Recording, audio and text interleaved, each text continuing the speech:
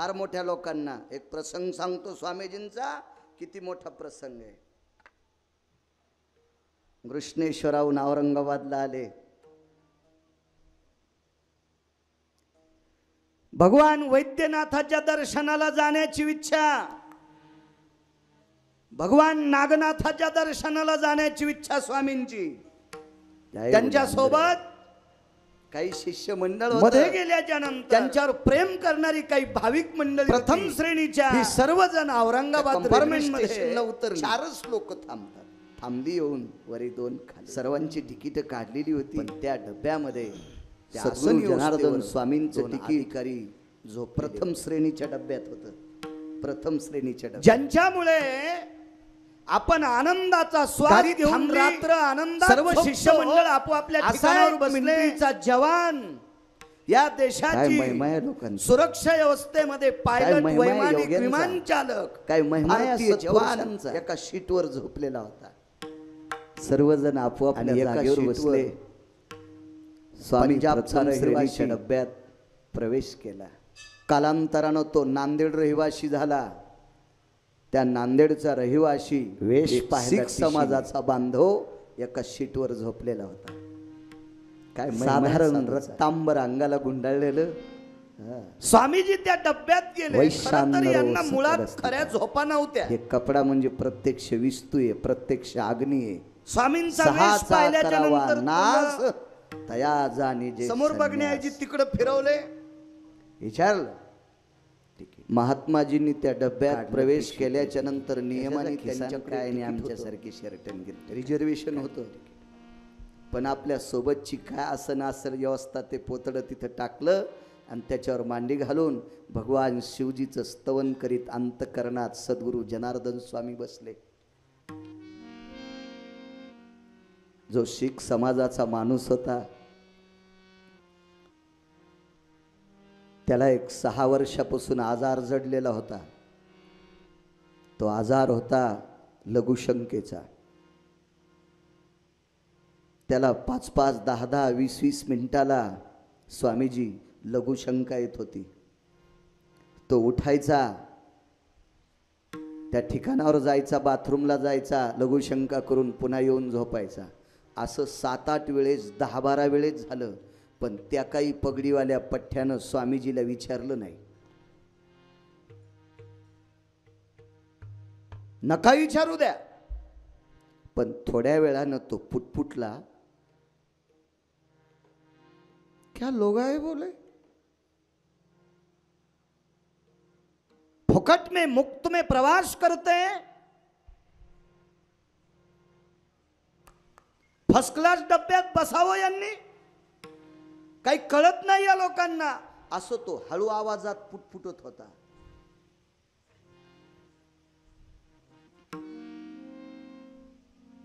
पण बाजूला असलेला भारताचा जवान पायलट त्यानं मात्र मुखारविंदातून एकही शब्द काढला नाही, पण तोही स्वामीजीला वरी बसा म्हटला नाही। स्वामींच्या जीवनात घडलेला प्रसंग सांगतो। थोड्या वेळाने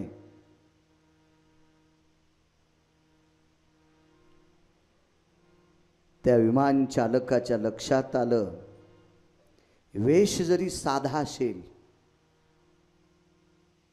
डोक्यावर जटांचा भार आहे,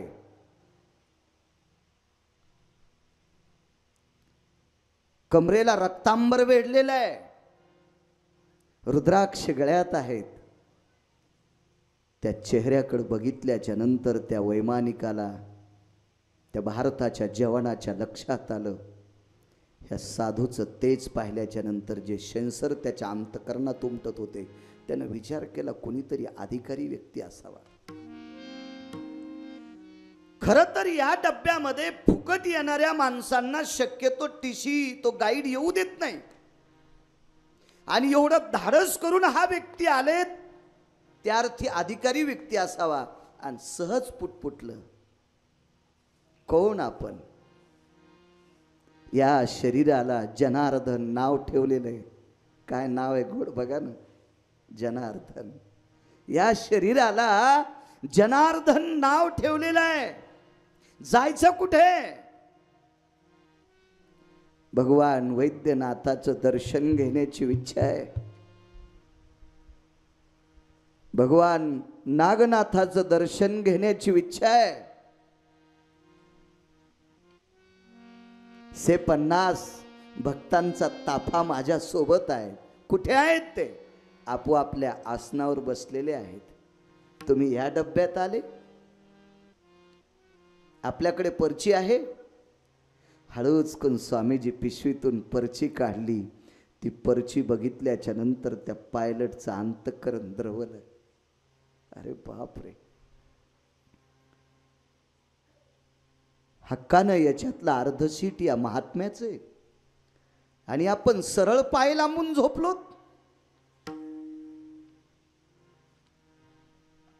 तो वैमानिक, तो पायलट पाय धरले.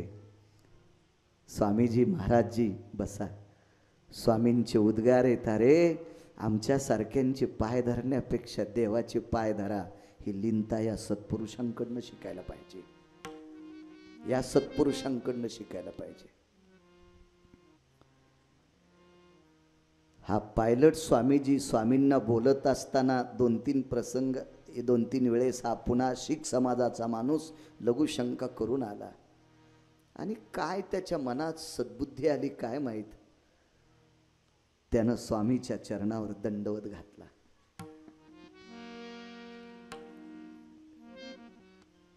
खरं तर तिकीट नसताना या डब्यात बसायला नाही पाहिजे असा म्हणणारा शीख समाजाचा माणूस, पण सर्वाभूती दया साधू मनावे ऐसिया, सर्वभूती दया साधू मनावे ऐसिया.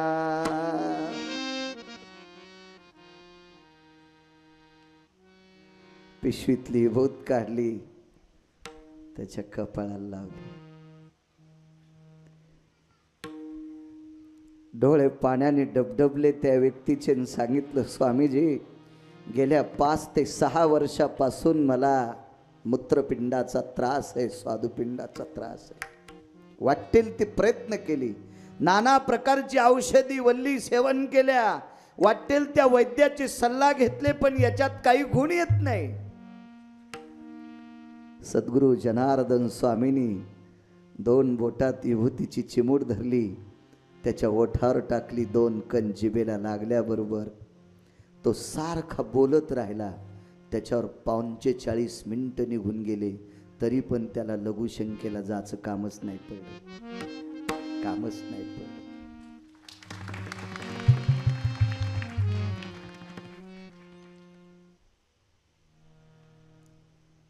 परभणी स्टेशनला गाडी आली.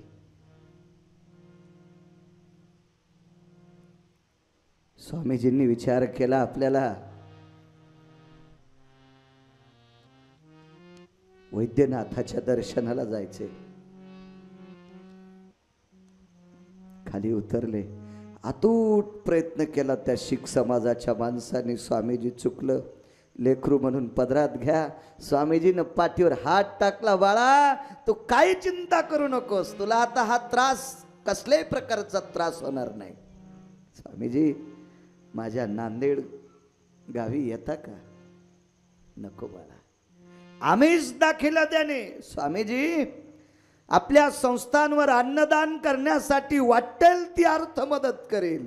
बाळा लक्ष्मीचा पती अधिक भगवान शिवशंकर माझ्यावर ओतपोत प्रेम करतात. अखंड माझ्याकडे द्रव्याच्या राशी आहेत. बाळा तुझं द्रव्य मला काहीच नको. हे निमूटपणे तोंडातून वाक्य काढणारी व्यक्ती सद्गुरु स्वामी.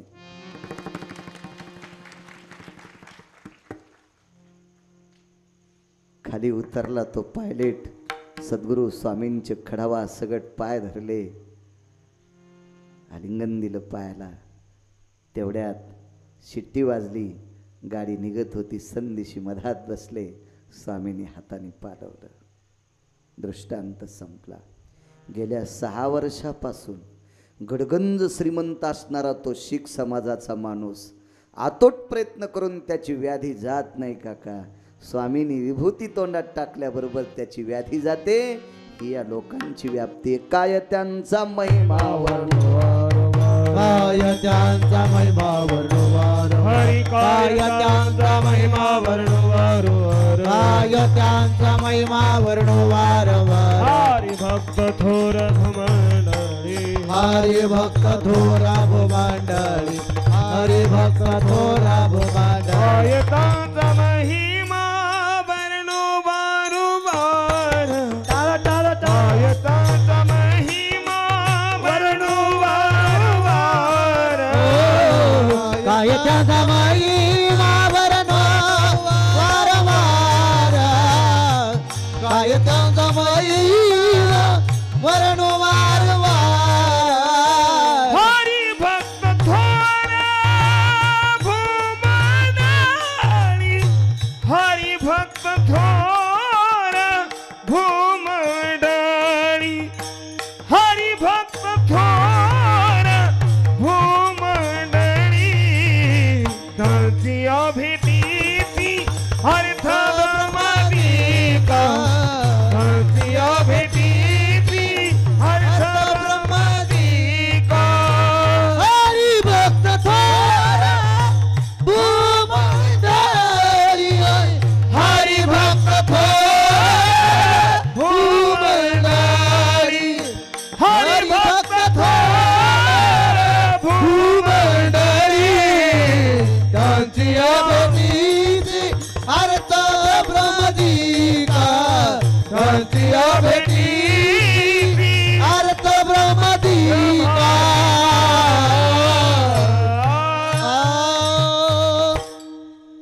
ही महात्म्यांची ताकद आहे. अवघ्या 9 मिनिटात इतकं चरित्र पाठ केलं तरी सगळे भोवतालून वाचा वाचा करीतच होते. मला जर 1 तास भेटायला तर 1 महिना रोजही 2 घंटे कीर्तन करीन. विठाला विठाला विठाला विठाला विठाला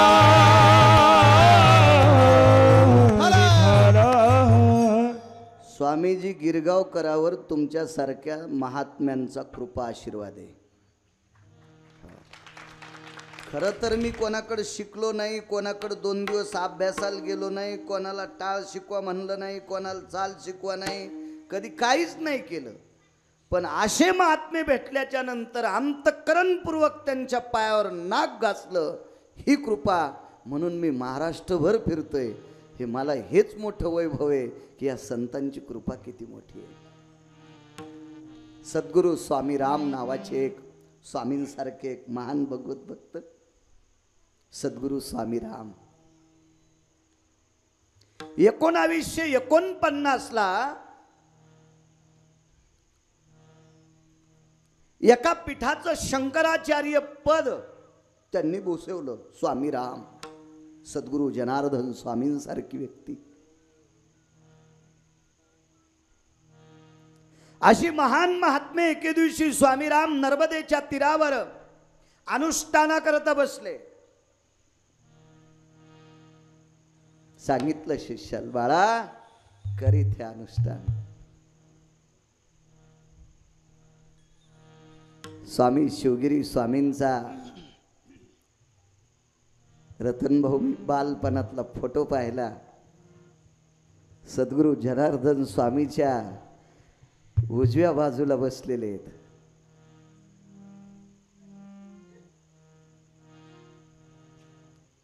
सव्यार जनुर्जंघा यत भयेति साधवे वात्सल्य यत पुत्रेशो माता. पार्वती मातेनं गणेश बाप्पांना गणपती बाप्पांना उजव्या मांडीवर घेतलेलं आहे. उजव्या मांडीवर पार्वती मातेनं गणपती बाप्पांना आणि समोर पात्र धरलेलं आहे. गणेश जेवण कर. तुमची महती सांगण्याची माझी लायकी नाही स्वामीजी, पण तसंच सद्गुरू जनार्दन स्वामींनी तुम्हाला उजव्याच मांडीवर घेतलंय. आतोट प्रयत्न करतेत माणसं उंच जाण्याचं. हे होऊ शकत नाही. प्रयत्न करू नका असं म्हणणार नाही. आणि प्रयत्न केल्यानंच माणसं मोठे होते हेही म्हणणार नाही. प्रयत्नानं कष्टानं जर माणसं मोठे झाले असते स्वामीजी तर या देशातले आडत दुकानदार भिकारी झाले असते आणि हमाल श्रीमंत झाले असते. तुमच्याकडे कांद्याचा काटा आहे, मार्केट आहे जगताप काका, तुम्ही एखादी गोणी हाताने उचलली कांद्याची,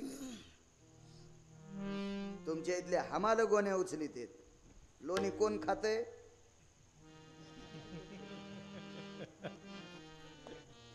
हे सगळा नशिबाचा खेळ. साधू जर भेटायचा असेल तर हेच लागतंय, प्रारब्ध लागतंय, नशीब लागतंय. अन्न मान धन हे तो प्रारब्धाधीन. मग मला सांगा, भाकरी जर नशिबानं भेटत असेल, द्रव्य जर नशिबानं भेटत असेल तर साधू तुरीच्या पाट्यात भेटन का? कांद्याच्या रानात भेटन का? द्राक्षाच्या बागात भेटन का? नाही. हे सुद्धा ललाटीनं. हे प्रारब्ध मागच्या खूप जन्माचं भक्तीचं गाठोडं शिवगिरी स्वामीजी तुमचं आहे. म्हणून असे महान भगवत भक्ताची मांडी तुम्हाला सापडली. हे मी सांगत नाही, शास्त्र सांगतंय. तोया भावा सापडला. तो का म्हणे होता ठेवा आणि तोया भावा सापडला. तो भाव तुमचा होता, तो ठेवा होता स्वामीजी. म्हणून असे सद्गुरू तुम्हाला लाभले. विठाला विठाला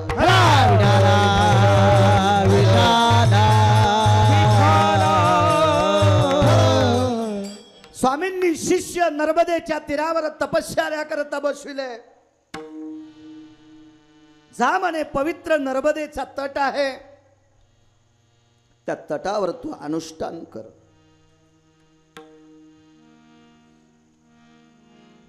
पहिला दुसरा दिवस निघून गेला. 2 दिवस खाण्यासाठी काही नाही. तिसऱ्या दिवशी, पहिल्या दिवशी स्नानाला आलेली माणसं, तीच माणसं दुसऱ्या दिवशी स्नाना करता आली आणि तीच माणसं तिसऱ्या दिवशी स्नाना करता आली. सगळ्या त्या स्नानाला येणाऱ्या लोकांनी विचार केला, आपला तिसरा दिवस उजळलाय, तरी साधू याच ठिकाणी बसलेले आहेत. काय त्यांचा महिमा? उदाहरण क्रमांक 2, याच ठिकाणी बसलेले आहेत.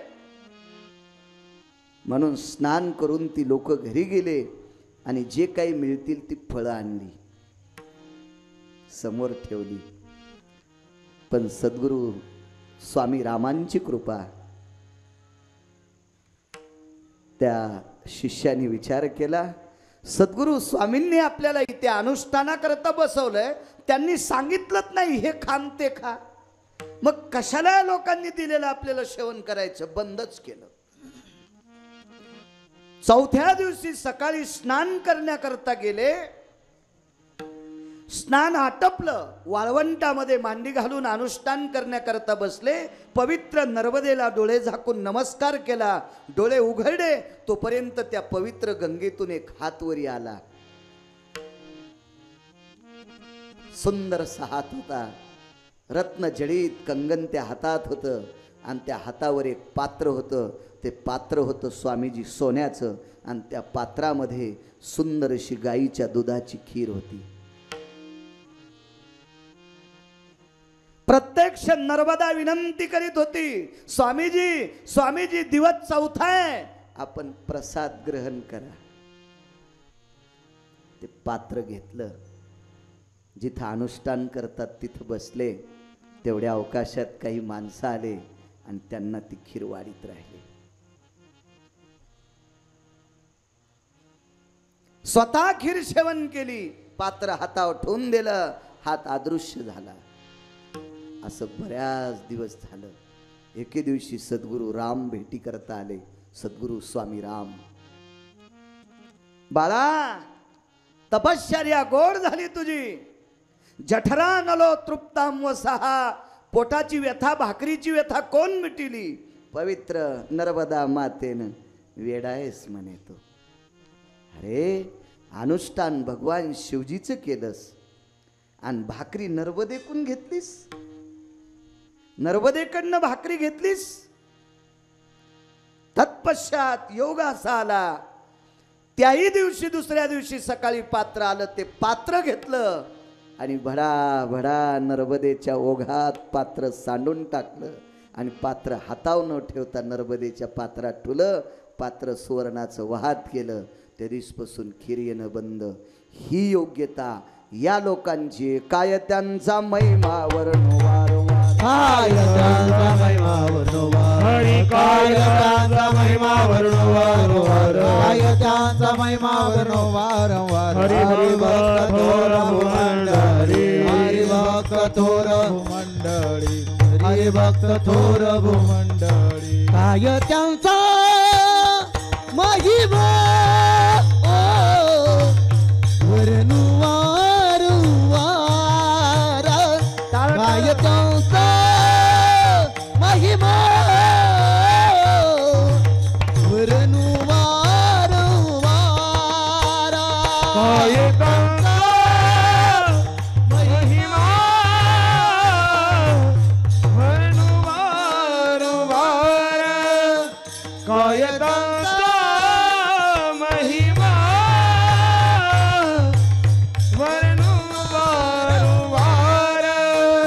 काय त्यांचा महिमा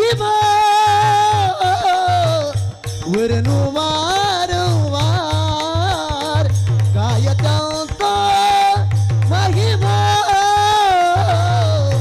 वर्णवार, काय त्यांचा महिमा वर्णवार, काय त्यांचा महिमा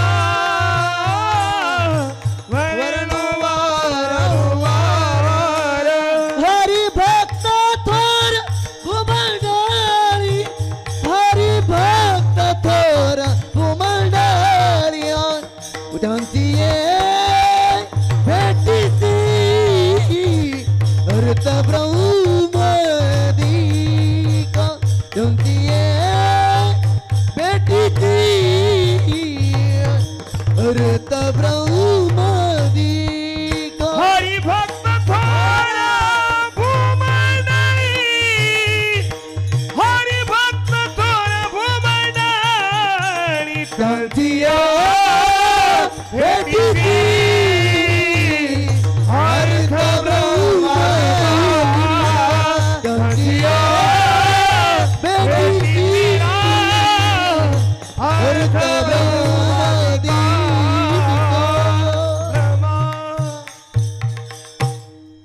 ही या महात्मा लोकांची व्याप्ती आहे.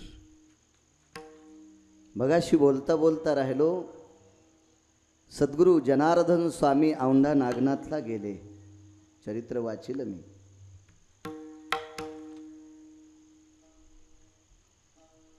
तिथे नागनाथाचं दर्शन घेतलं आणि बाहेर मंदिराला प्रदक्षिणा करत असताना छोटंसं मंदिर दिसलं.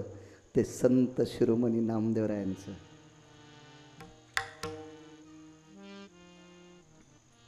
या लोकांची संप्रदायावर किती श्रद्धा.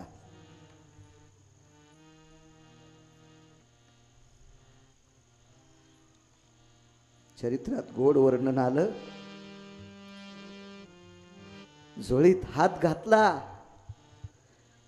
आणि मुठीत जेवढे पैसे असतील तेवढे पेटीत टाकून दिले आणि नागनाथाला सांगितलं, नागनाथा, संप्रदायाचा प्रचार करणारा महान योगी नामदेवराय, मंदिर फार छोटे रे. नागनाथा, तुझं मंदिर फिरवायची ताकद नाही आज नामदेवात आहे. या महात्म्याचं मंदिर व्हावा. आणि ती मुठभर पैशाची पोटळी नागनाथाच्या पेटीत टाकून दिली. काय लौकिक असेल या लोकांचं, काय वैभव असेल. आता 4.5 कोटीचं संत शिरोमणी नामदेवरायाचं मंदिर होत आहे. किती तमाम वारकरी महाराष्ट्रात फिरत असतील, पण कोणाच्याही मनात ती कल्पना नाही. मला इतका स्वाभिमान वाटला ते चरित्र वाचून. संत शिरोमणी नामदेवरायांनी ज्या ठिकाणी कीर्तन केलं तिथं कीर्तन करायची परंपरा. मी कलेक्टरशी वाद घातला. 2-3 माणसं घेतली जवळा बाजारची, ऐक नाही रे. कलेक्टरशी वाद घातला, तहसीलदाराशी वाद घातला आणि दर महिन्याच्या मधल्या वारीला, पांडुरंगाची वारी सोडून मधल्या वारीला औंढा नागनाथाला कीर्तन त्यांनी विचार केला कीर्तन चालवायचं असेल तर पैसे मिळला अद्याप नाही. ज्याला कीर्तन करायचं इथं त्याला बुक्का सुद्धा लावल्या जाणार नाही. कुठल्याही पक्वाद्याला रुपये नाही, कुठल्याही गायकाला रुपये नाही. आज गेली 2.5 वर्ष झाली जगताप काका ती परंपरा इतकी कायमस्वरूपी आहे. वर्षभराचे कीर्तनकार म्हणते तर आम्हाला कीर्तन द्या. मला आज इतका स्वाभिमान वाटला ते चरित्र वाचून. ज्या संत शिरोमणी नामदेवरायाचं मंदिर व्हावं याच्याकरता पुरचुंडीतले पैसे पेटीत टाकावा अशी या महान योगी राजाची साधना, अशी या महान योगी राजाच्या अंतकरणातला भाव जर तिथं प्रगट असेल वाटलं खूप छान काम केलं बाळू, तर खूप छान. अशा महात्म्यांचं चरित्र वाचल्या लक्षात किती संप्रदायावर प्रेम. पंढरपूर आदी करून सर्व शांतीब्रह्म एकनाथ महाराजांचं भागवत वाचितानाचं फोटो आहे. हे महात्म्य दुर्लभ. काय महिमा आहे संतांचा. एकदा स्वामीजी एक सोयराबाई नावाची स्त्री आपल्या कपाळाच्या मालकाच्या भाकरी घेऊन जात होती, म्हणजे पतीची भाकरी घेऊन जात होती. परिस्थिती नाजूक आहे, अत्यंत दीनहीन परिस्थिती.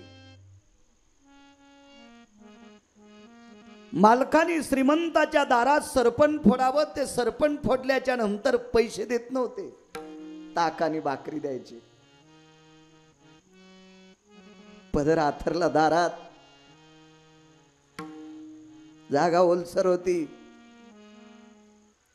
ओलसर जागेनं पदर चिंब झाला. फार वेळाच्या नंतर त्या घरच्या श्रीमंत बाईच्या लक्षात आलं सोयराबाई बाहेर बसलेली आहे. बाई कोण म्हणते तिला? सोयरा बाहेर बसलेली आहे. काय महिमा या लोकांचा. टोपल्यातली शिळी भाकरी आणून तिच्या पदरावर टाकली. दिवसभर खुंटाला बांधलेल्या वासराने जशी शेतातून येणाऱ्या गायीची वाट बघावी, आपली माय आल्याच्या नंतर हंबरत असतं, हंबरती गाय तयाकडे कान. जसं गायीचं पिलावर, त्या पिलाचं गायीवर इतकं प्रेम, तितकी भाकरी टाकल्याच्या नंतर प्रेम उद्भवलं आणि पदरात गोळा बांधला. तो गाडगं ठेकलेलं होतं, त्याच्यात त्या बाईनं उभ्यानं ताक ओतलं. शूद्राच्या कुळात जन्म चोखोबरायांचा. ताक ओतलं. ते ताकाचं गाडगं आणि ती भाकरी घरी नेली. त्या भाकरी त्या ताकात कुस करून टाकली. कुडव घेतला, त्याच्यात चुंबळ केली, त्याच्यात ताकाचं गाडगं, त्याच्यावर झाकणी, डोक्यावर एक चुंबळण टोपलं डोक्यावर घेतलं आणि मालकाची भाकरी घेऊन आपले मालक जिथं भजन करतात अशा ठिकाणी बाई घेऊन गेले भाकरी.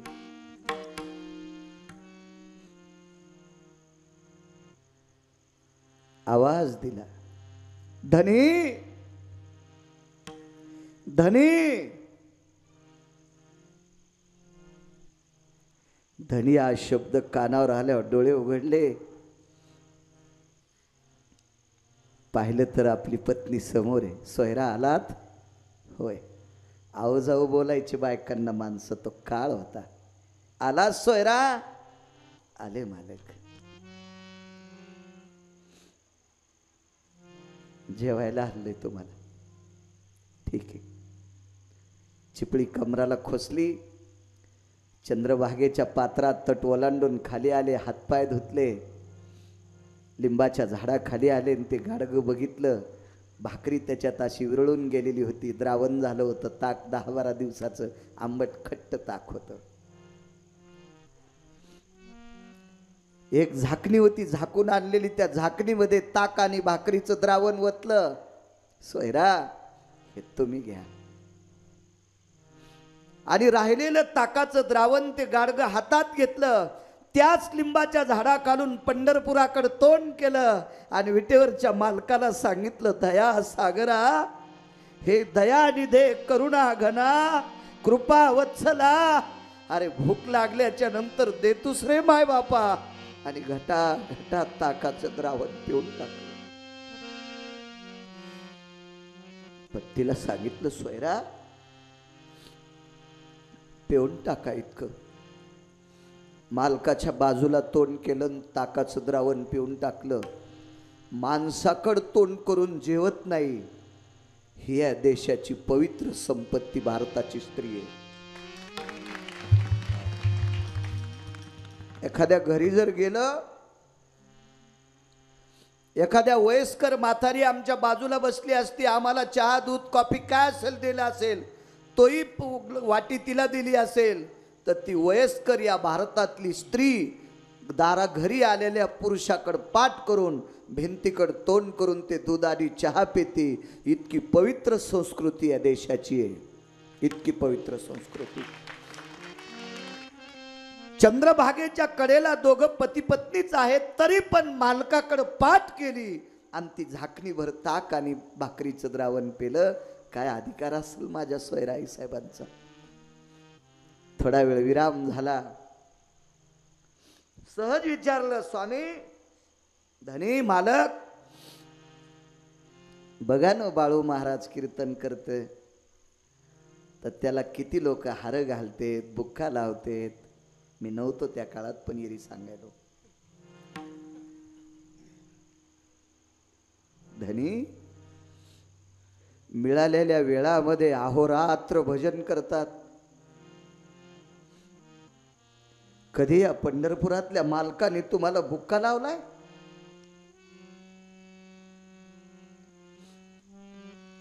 काय काळजी करू नको सोयरा. या भारतातल्या सगळ्या महाराजांना माणसं बुक्का लावित असतील.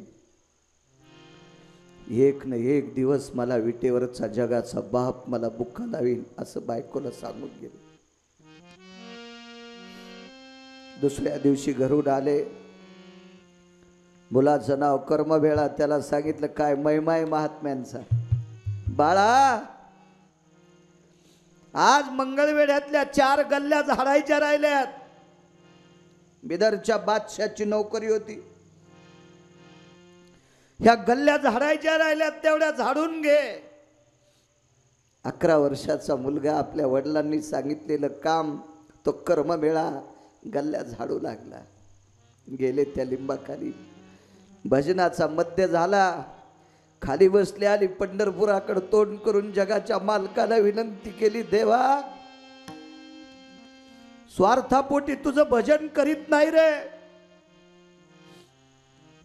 कोणी मला लोकांनी चांगलं म्हणावं याच्याकरता भजन करत नाही रे.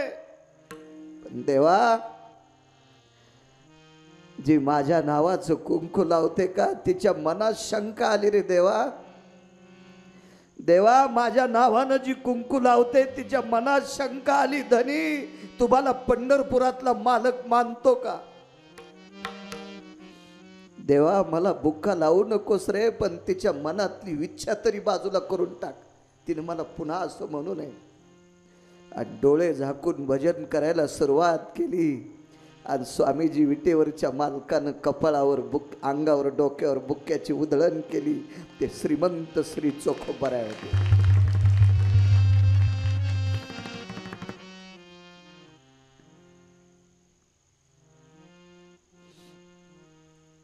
असा सिद्धांत सापडला.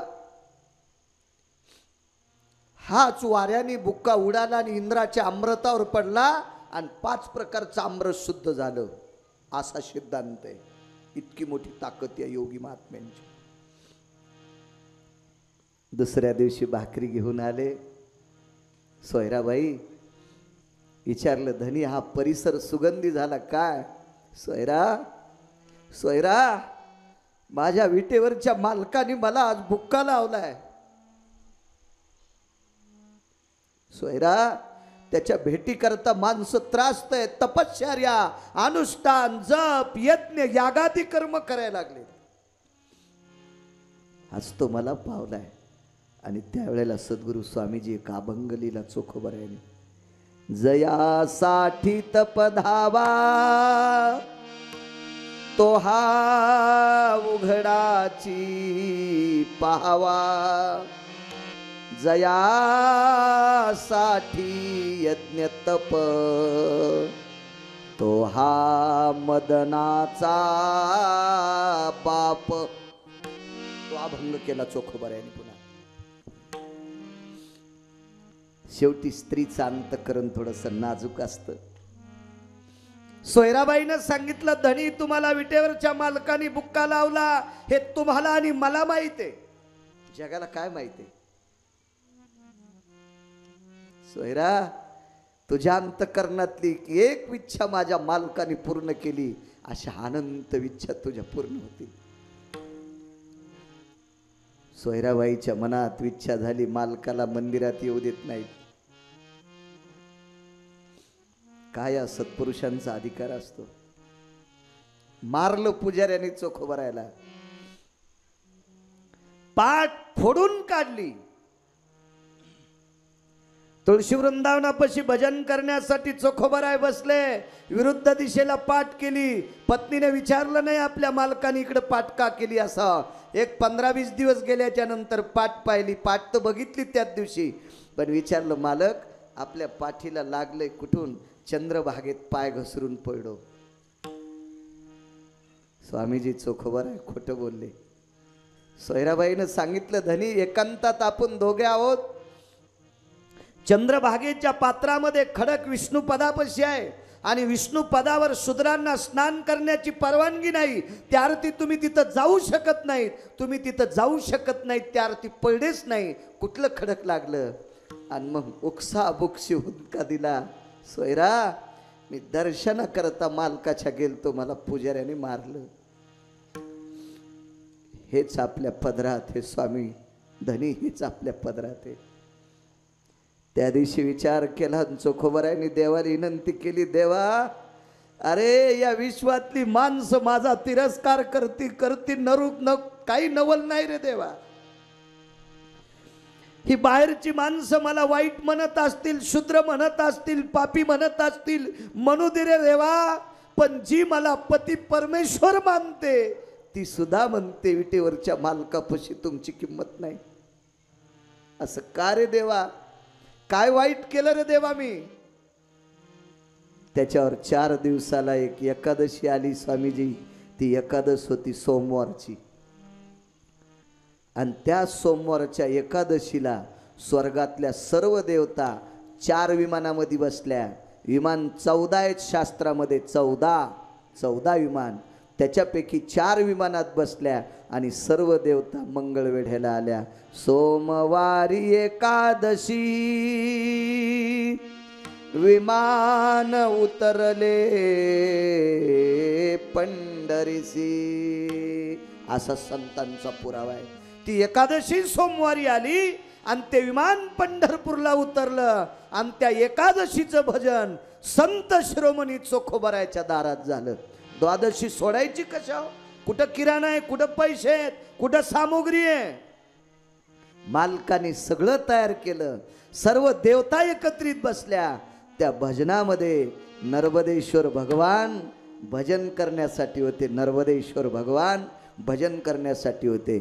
सर्व देवांचा राजा इंद्र त्या भजनामध्ये पक्वाद वाजिण्या करत होता. नारद साथ घालण्यासाठी होते, पाठीमागच्या अभंगाच्या लहरी म्हणण्यासाठी. नारद तुंबर सांब गायन करी. सांब म्हणजे भगवान शिवशंकर, तिथे प्रत्यक्ष भजना करता.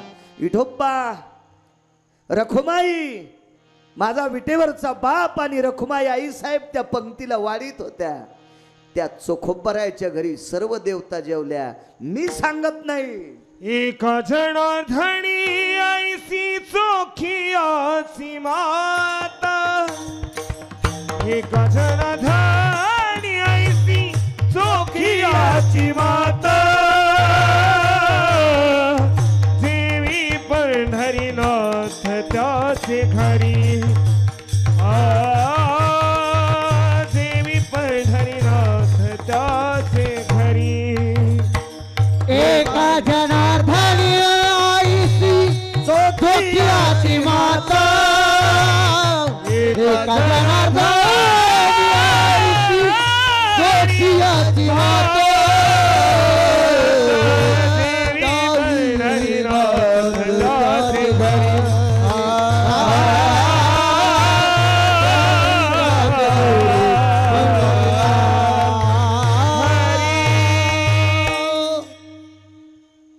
त्या त्या जनार्दन स्वामींचे शिष्य संत एकनाथ महाराज आणि त्या समाधीतला गोड ओलावा या स्वामींकडं. महाराज सद्गुरू जनार्दन स्वामींचं वास्तव्य तिथं झाल्याच्या नंतर घृष्णेश्वराचा कळस लखलखत होता. ज्यांच्या तेजस्वी पुण्य पावन स्वरूपाचं तेज ज्या कळसावर आदळायचं तो कळस लखलखित व्हायचा. ह्याच परंपरा पुढे चालत राहिल्या. याही स्वामींचं नाव सद्गुरू जनार्दन स्वामी. काय योग्यता लोकांची. शांती ब्रह्म एकनाथ महाराज सांगतात चोखोबरायकडे देव जेवले. एका जनार्दनी आईसी चोखियाची मात जेवे पंढरीनाथ त्याचे घरी. जगाचा बाप जेवला. तुमच्या मायासारख्या हलकटाने डावललं काय नवलाची गोष्ट आहे. विश्वाचा मालक त्यांच्या घरी जेवत होता. त्याच्या पुढचा सिद्धांत आहे का काय महिमा आहे लोकांची. कालांतराने चोखोबरायाच्या शरीरावर भिंत कोसळली. चोखोबराय गतप्राण झाले. चोखोबरायचा अंत्यविधी पवित्र नर्मद चंद्रभागेच्या तीरावर झाला. अंत्यविधीला 9 माणसं, एक पत्नी, दुसरा मुलगा, तिसरी बहीण, चौथे मेहुणे, 4 आणि 5 लोक कोण होते अजून मला नाव माहीत झाले नाही. तोपर्यंत सांगणार नाही. कारण वक्त्यानं जे माहीत आहे तेच बोललं पाहिजे. आदा कदा 5व्याचं नाव सांगितलं आणि एखाद्याने विचारलं कशात लिहिलेलं आहे तर धोतर पिवळं होईल. चुकीच्या गोष्टी लोकांनी आपली पाठ थापटावून लोकांनी आपल्याला मोठं पणावा म्हणून नालायकपणा अंतकरणात घेऊन खोटं बोलायचं नाही. जे आहे ते वक्त्यानं या गादीवर नारदाच्या गादीवर आहे नाही ते खोटं बोललं. त्याच्या गळ्यात 100 जरी तुळशीच्या माळीन रुद्राक्षाच्या असल्या तो जर खोटं सांगत असेल तर असं समजायचं गाईचं मांस खाल्लंय त्यानं. असा शास्त्रात 3 श्लोकाचा पुरावा आहे. विठाला विठाला विठाला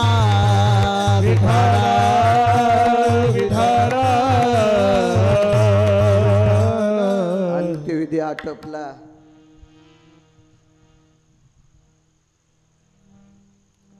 आस्ती संचयाचा कार्यक्रम म्हणतात. आपण त्याला राख सावडणं म्हणतो. राख सावडणं. सकाळी सकाळी सोयराबाई,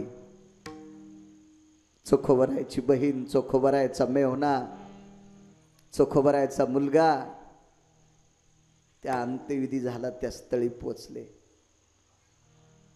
विदर्भामध्ये मेहुणा राजा नावाचं गाव आहे.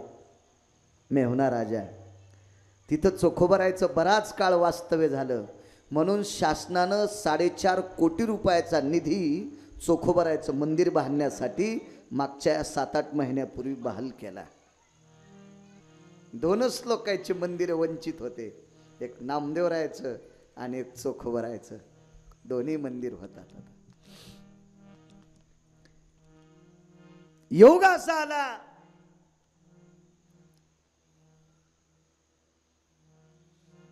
सोयराबाईनं आपल्या ननंदेला, त्या बाईचं नाव होतं स्वामीजी निर्मळा. चोखोबरायच्या बहिणीचं नाव होतं निर्मळा. जवळ गेल्यान पदर धरला. वंश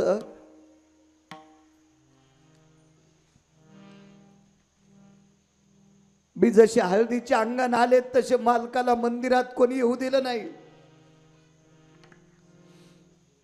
आणि माझ्या आज कर्ममेळाच्या हाताने माझ्या मालकाच्या अस्थी चंद्रभागेत टाकावा अशी इच्छा झाली. पण आपण यायच्या अगोदरच अस्थी कोणीतरी नेल्या. तेवढ्या अवकाशात एका व्यक्तीनं सांगितलं, बाई कोणी नेल्या नाही. अस्थी नेण्यासाठी गळ्यात विणा होता, हातात चिपळ्या होत्या, पांढरा शुभ्र फेटा घातलेला व्यक्ती होता, सुंदरसं पांढरं शुभ्र धोत्र होतं, अंगात बाराबंदी होती. असा एक व्यक्ती अस्थी नेण्यासाठी आला. त्या व्यक्तीचं नाव होतं संत शिरोमणी नामदेवराय. चोखोबरायाचा अंत्यविधी झाला. दुसऱ्या दिवशी सकाळी पुजारी देवाला स्नान घालण्याकरता आलते. त्यावेळेला असा एक पुरावा सापडला. तो पुरावा वैकुंठवासी माधव महाराज मगरांचा पुरावा आहे. माझ्याकडे 47-48 पानाची प्रत सापडली एका महात्म्याकडून. वैकुंठवासी माधव महाराज मगर म्हणतात, चोखोबारायचा अंत्यविधी झाला त्या दिवशी रात्री जगाचा मालक रडत होता. सकाळी पुजारी पितांबर काढत असताना पितांबर भिजलेला होता. अंगावरचा पितांबर भिजेपर्यंत जगाचा बाप रडत होता. त्या चोखोबारायचा अधिकार किती मोठा असेल. सकाळच्या काकड्याला नामदेवराय हजर असतात. सकाळच्या काकड्याला नर्मदेश्वर भगवान रोज सकाळी हजर असतात. त्रिशूळ डमरू घेऊन या आला गिरजेचा कांत. रोज सकाळी शिवजीचा अधिकार इतका मोठा स्वामीजी. या विश्वात या भारत देशातच नव्हे तर या जगात भजन ही परंपरा भगवान शिवशंकरापासून आहे. भजन करी महादेव.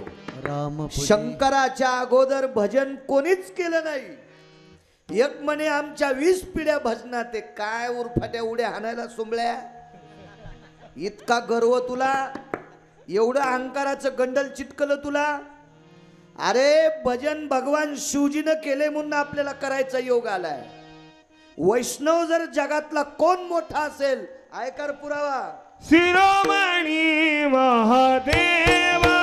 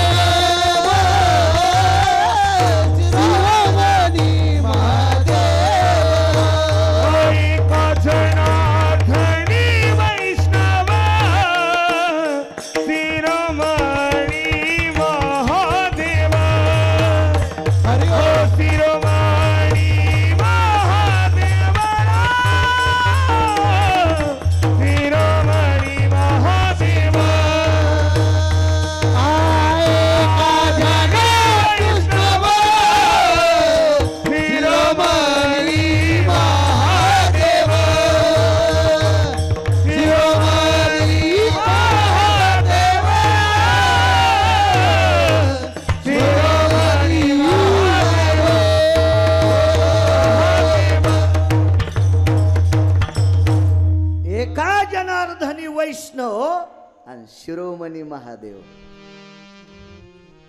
शिरोमणी सर्व वैष्णवांचे राजे. मग पुढे ज्ञानदेव वैष्णव मोठा. पण ही आदी वारकरी सर्वातल्या आद्य सर्वातल्या अगोदरचे वैष्णव शिवशंकर. म्हणून तर पंढरपुरातल्या मालकानं कडावर घेतले नाही, मांडीवर घेतले नाही, पोटात ठुले नाही, छातीत घेतले नाही, इथं ठुलेत. जो कोणी भगवान पांडुरंगाची सकाळची जी पूजा जर कोणी घेतली असेल, महापूजा, तर देवाला स्नान घालता घालता सहज विटेवरच्या मालकाची टाळू चापा, त्या टाळूवर तुम्हाला शिवलिंग दिसेल. इतकी मोठी ताकद शिवजींची. नामदेवराय सकाळच्या काकड्याला हजर आहेत. माझे शिवजी आहेत. विटेवरच्या मालकाचे डोळे पाण्यात डबडबले आणि आवाज दिला, नामदेवा इकडे या. काय प्रभू, माझ्या चोखोबारायाच्या आस्ती घेऊन या. काय त्यांचा महिमा सांगतोय. उदाहरण क्रमांक 3.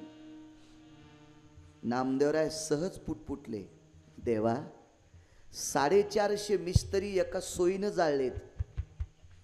मंगळवेड्याच्या बांधकामाची भिंत कोसळली स्वामीजी, आणि ती भिंतीमध्ये 450 मिस्त्री एका सोयीनं वारले, आणि एका कडेने एका पाठ अशा त्यांच्या अंत्यविधी झाल्या. तर नामदेवराय सहज पुटपुटले माझ्या पिठेवरच्या मालकाला, प्रभू आता एवढ्या लोकांमध्ये याच ठिकाणी चोखोबाराय जाळलेत, आणि ह्या आस्ती चोखोबारायच्या अशा कशा ओळखायच्या. तर त्याचा एक पुरावा आहे. बापू तुला पाठ नाही, उद्याला सांगतो. याच्यानंतरच्या कीर्तनात तो म्हणायचा. आणि मी का गुत्त थोडंच घेतलं आहे का नाही तुला नामदेवे अस्ति ते पुढचं पेरायच्या आधी रासण्या नको विटेवरच्या मालकाने संत शिरोमणी नामदेवराला सांगितलं ज्या असती विठ्ठल विठ्ठल म्हणतात त्या चोख उभा राहायच्या. महाराज तुम्ही गंजा मात्याला गेला असता आपण बऱ्याच लोकांच्या राखा सावडील्या पण त्याच्या आस्तीतून अजून काही विठ्ठल हरिओम ओम नमः शिवाय असा शब्द निघला नाही.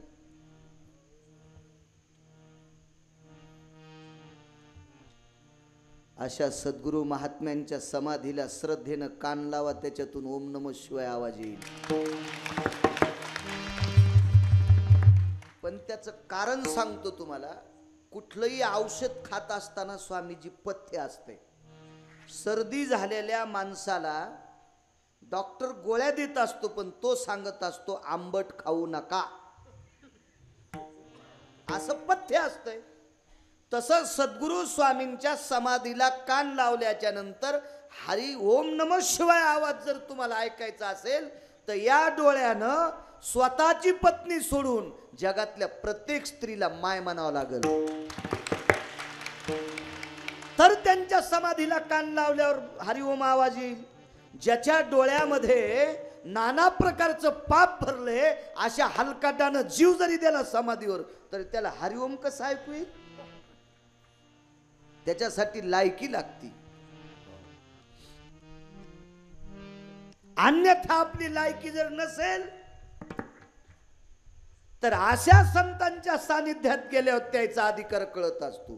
बिदरचा बादशाह मुसलमान पण मुसलमान जातीचा होता तरी पण त्याला पांडुरंग दिसला काका. ताकद कोणाची? नामदेवरायाची होती.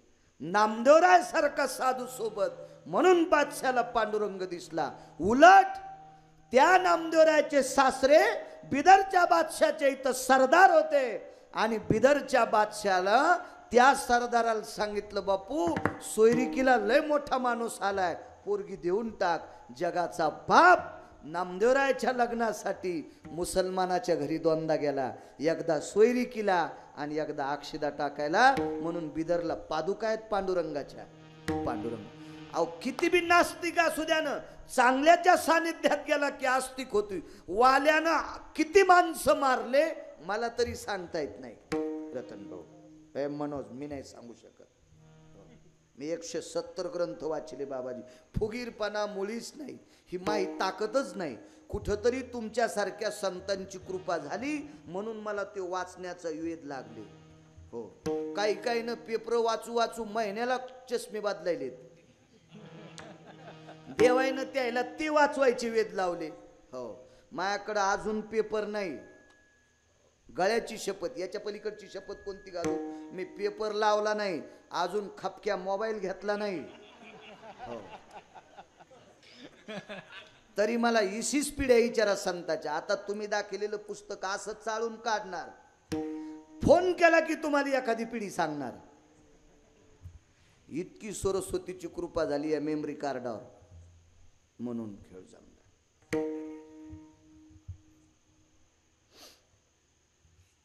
बिदरच्या बादशाह सारख्या किती माणसं मारली याची गणत नाही. कोणी वाल्यानं. आमच्या इथे एक जण आलं सप्ताह होता. रामायण सुरू होतं. मी शेवला राहत होतो पण वेळ असल्यावर गावाकडे जातो. काल्याचं कीर्तन मीच करतो गावात. लोक म्हणतात म्हणून करतो. मनान मला बी नाद नाही. शहाण्याबाईनं कोणाच्या आमंत्रण दिल्यावर लग्नाला जावा. शहाण्या सवासनीनं आमंत्रण दिल्यावर लग्नाला जावा आणि पाय धुवायला उठ म्हणल्यावर चौरंगावर उभं राहा. ही मनानच चौरंगावर जाऊन उभी राहिली. ती पोराची माय म्हणली मै आजीचे पाय धुवायचे. उतरली खाली. तशी मी सवाशीन नाही. लोक म्हणतात म्हणून मी करतो. गेलो रामायण ऐकायला. आता ऐका बरं का काय त्या ठिकाणी वाल्याचं चरित्र बरं का. आणि काय तो वाल्या सांगायचा बरं का. आणि कसा तो वाल्या होता बरं का. आणि काय त्या वाल्याचं सांगू तुम्हाला बरं का. आता ऐका बरं का. आणि त्या ठिकाणी बरं का. आणि अशा प्रकारे म्हणलं कौरव प्रकारात पिठला आटी तू सुबल्या अशा प्रकारे. आता सांगतो मग आम्हाला का उद्या सांगतो का. आणि काय तो वाल्या माणसं मारायचा बरं का.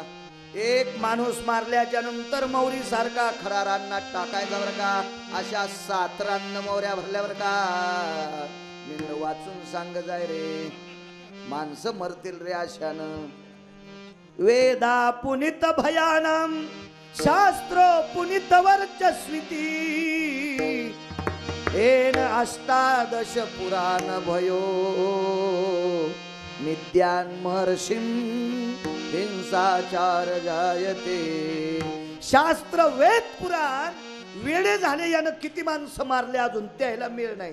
तर गिरगावकरांना कशाला पिठलं हाचायचं. इतके माणसं मारले इतका पापी वाल्या. पण तुमच्या सारख्या 6व्या क्रमांकाचा संन्यासी त्या संन्याशाचं नाव देवर्षी नारद.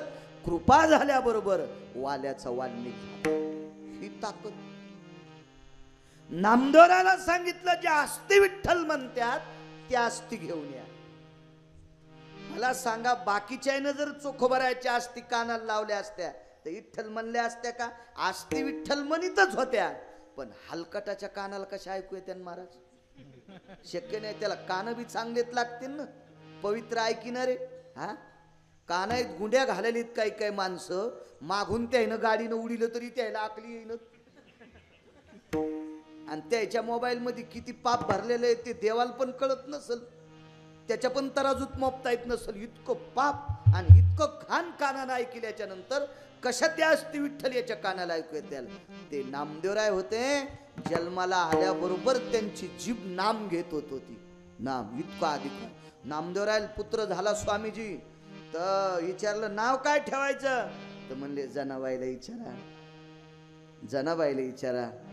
जनी मने नाम देवा नाम नारायण ठेवा. तो इडा माधा नावाचे पुत्र नारायण नामानं घोकीत होते म्हणून नाव नारायण ठेवा. काय जनाबाईंचा अधिकार. असे अधिकारी कुटुंब. आणि मग नामदेवराय गेले तिथं अस्ति उभ्या राहत होत्या. अस्ति अशा उभ्या राहिल्या आणि उभ्या राहिलेल्या अस्ति पुन्हा खाली पडत होत्या. नामदेवराय वापस गेले स्वामीजी आणि विटेवरच्या मालकाला सांगितलं प्रभू माझ्या जीवनातला पहिला प्रसंग पाहिला. मला बघितल्याच्या नंतर अस्ति अशा उभ्या राहत होत्या आणि पुन्हा आडव्या पडत होत्या. याचा अर्थ काय. जगाच्या मालकाने विटेवून खाली उडी टाकली आणि नामदेवरायला मिठी मारली. नामा तुम्ही वारकरीत म्हणून वारकऱ्याला चोखोबाराच्या अस्ति दंडोत घालायला. अस्ति दंडोत घालीत होत्या. काय अधिकार असेल तो. गेले नामदेवराय अस्ति धरल्या. अस्तिची मुळी बांधली आणि पळत वाळवंटापासून महाद्वारापाशी आले. आता मन बापू नामदेवी अस्ति आल्या परखोणी. नामदेवी अस्ति आल्या परखोणी. देवा अस्ति आल्या परखोणी. नामदेव अस्ति आल्या परखोणी. चक्रपाणी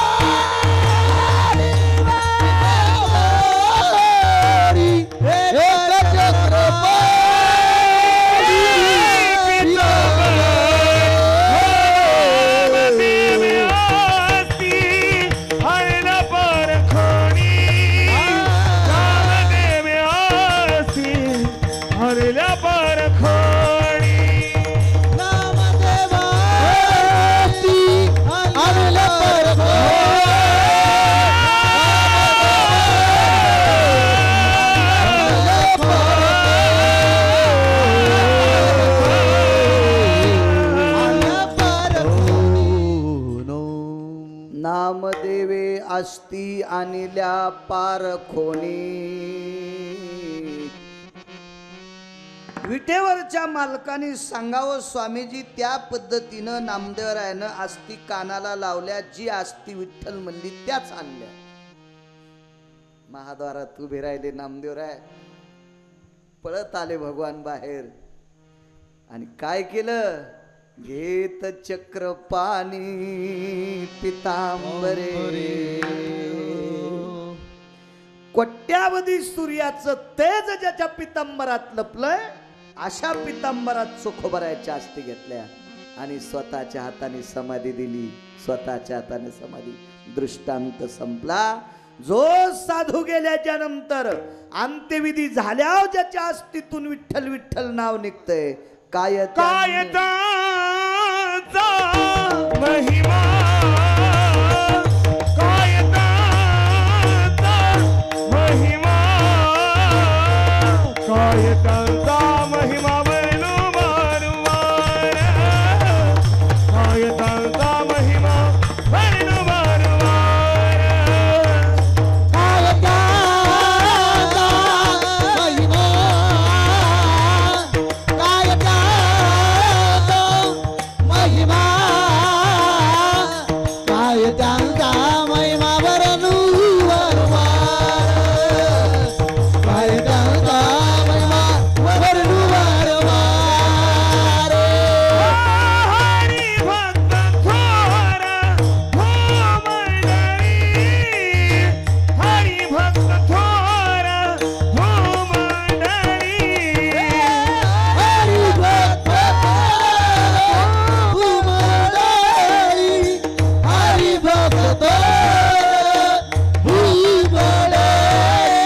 हरी भक्त थोर हो मंडळी, हरी भक्त थोर हो मंडळी. हो तांतिया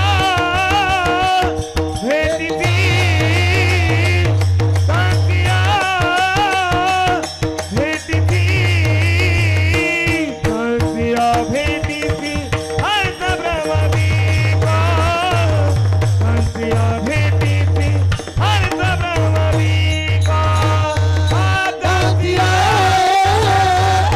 भेटीती, तांतिया भेटीती, तांतिया भेटीती, अर्ध ब्रह्मदीपा, तांतिया भेटीती, अर्ध ब्रह्मदीपा.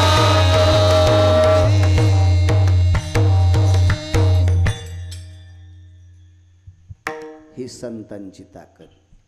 नियमानं 8:30 ते 10:30 संपित नाही. रतन, ताण घेऊ नका. त्याचं कारण सांगू? जगताप काका, तुम्ही साक्षीला आहेत. पाऊस किती पडला तिकडं?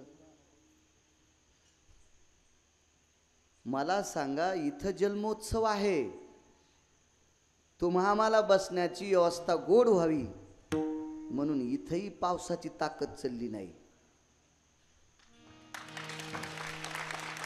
प्रत्यक्ष आलो. मी म्हणत होतो, हे की नाही, मी म्हणलं अरे भया कसं रे, तिथं काय करावं? हे मला म्हणे तिथं स्वामींच्या कृपेने पाऊस येत नाही. काय ताकद, किती श्रद्धा, किती श्रद्धा. स्वामीजी भगवान प्रभू रामचंद्राच्या नगरीमध्ये माझ्या सद्गुरू जनार्दन स्वामींसारखी एक स्वामी व्यक्ती गेली आणि विचारलं रामाला, ए राम, तू राजा दशरथाचा पुत्र आहेस का?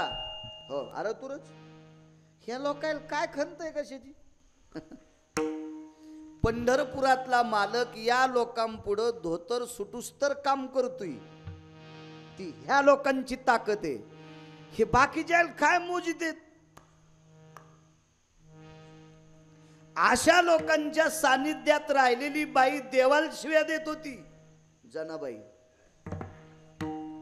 हे बाकीचे यांच्या पुढे काय कथा आहे मला सांगा बरं तुम्ही. काय सांगा बरं, देशाचे किती मंत्री एका जागेवर आल्यावर तुम्ही पाया पडतात? ज्या पांचटाल काही घ्यायचं ते पडतील, ज्याला काही त्या ह्याच्याकून चुरून लुबाडून घ्यायचं ते पडतील.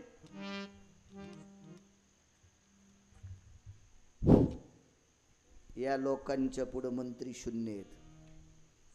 सोपं उदाहरण जाऊ द्या. किती एकर जमीन कमील्यावर पोरं आपले श्राद्ध घालतील? मी 3,500पेक्षा जास्त श्राद्धाची कीर्तन केली. काय कर्ज असेल या मेलेल्या लोकांवर, मग काय माहित, त्याची पोरं त्याचं कीर्तन ठेवून मला पाकिट द्याले.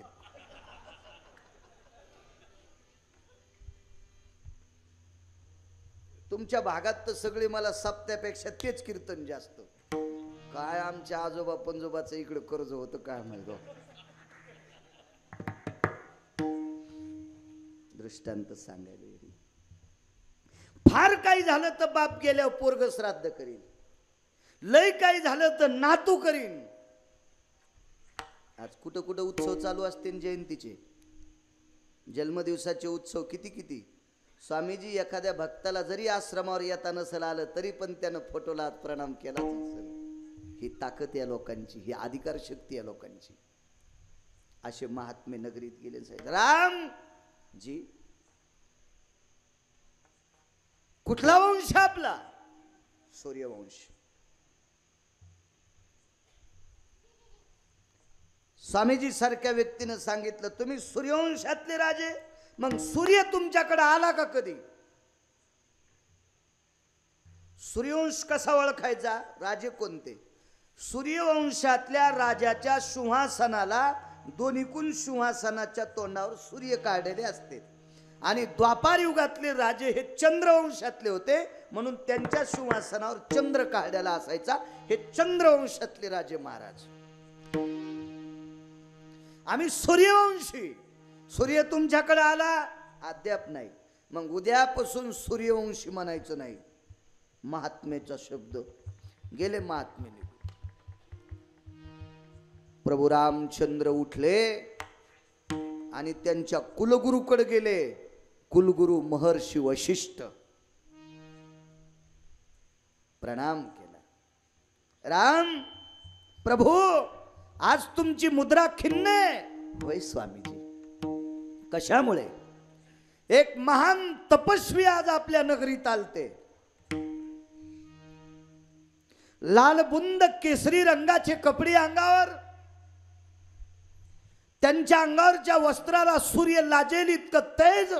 तपस्वी महात्मा. त्या महात्म्याने सांगितलं जर सूर्य तुमच्या घरी आला नाही तर सूर्यवंश मोठाडपणात काय सांगता. म्हणून खंत वाटते गुरुदेव. महर्षी वशिष्ठांनी सांगितलं भगवान राम उद्या दुपारी ठीक 12 वाजता सूर्य तुमच्याकडे जेवायला येईल. वशिष्ठांचं वाक्य. प्रभू रामचंद्राने विचारलं गुरुजी आपण शब्द दिला हा शब्द खोटा होणार नाही?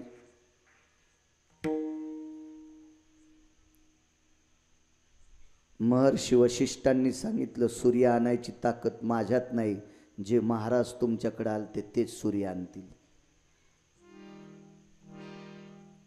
आणि महर्षी वशिष्ठांनी सांगितलं रामचंद्र 2 दिवस झालं आपल्या परिसरावर कडक ऊन पडत नाही, याचा अर्थ आज लक्षात आला आपल्या परिसरात साधू आलाय. सूर्याचं तेज कमी करण्याची ताकद या लोकात आहे. इतकी मोठी खरा म्हणे स्वयंपाक. आता त्या काळात स्वयंपाकाला काही गॅस नव्हते, चुलीवरला स्वयंपाक असायचा. हिंगोली जिल्ह्यामध्ये स्वामीजी तुमच्यासारखेच आत्मानंद स्वामीजी आहेत. भगवान शिवशंकराचं अधिष्ठान. आणि दत्त जयंतीला गेल्या 4 वर्षापासून संध्याकाळचा नेम 8 ते 10 तिथं असतो. तर तिथं आत्मानंद स्वामींच्या आश्रमावर विस्तवावर भाजलेल्या पोळ्या खाण्यासाठी भेटतात. विस्तवावर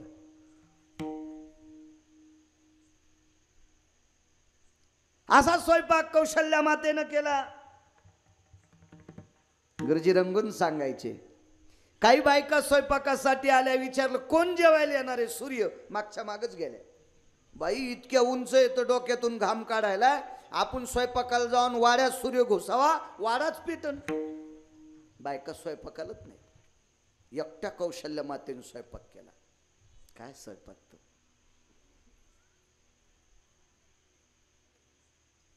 घरचं खाण्यासाठी नशीब लागतंय. हो, कुंटालानं पैसे आहेत काही लोकांकडे, पण बायकांनी केलेले त्याला खाल भेटणं. इकडंच जेवायलेत कुठं धाबड्यावर. हो, इकडंच जेवायला कुंटालानं पैसे त्याच्याजवळ. कुंटालानं आज फुकून दिले तर 20 वर्ष त्याच्या संपत्तीचं दुप्पट निघल, पण त्याला आपल्याच जेवायला भेटणं. हो, नशीब लागतं, नशीब.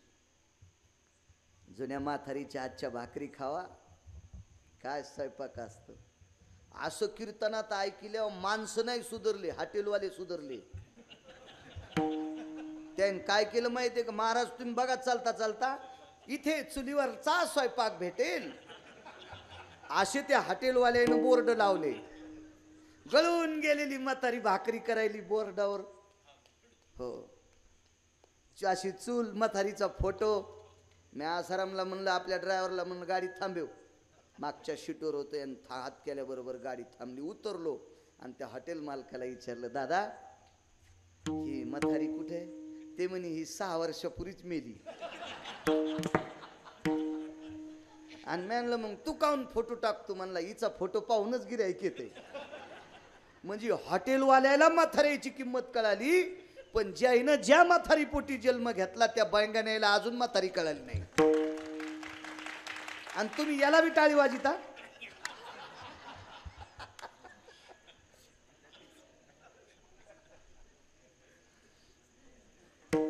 अहो, किती महाराज फुकल्या माणसं सुधरतील, त्याचा काही मिळच नाही ना. अख्खं मेडिकल खाल्लं तरी गुण नाही. आता का डॉक्टर खाचा?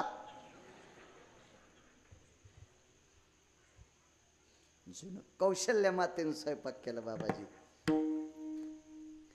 11:30 वाजल्याबरोबर ढळतसे भास्कर जाण, तेजे मध्यानस्त पावन.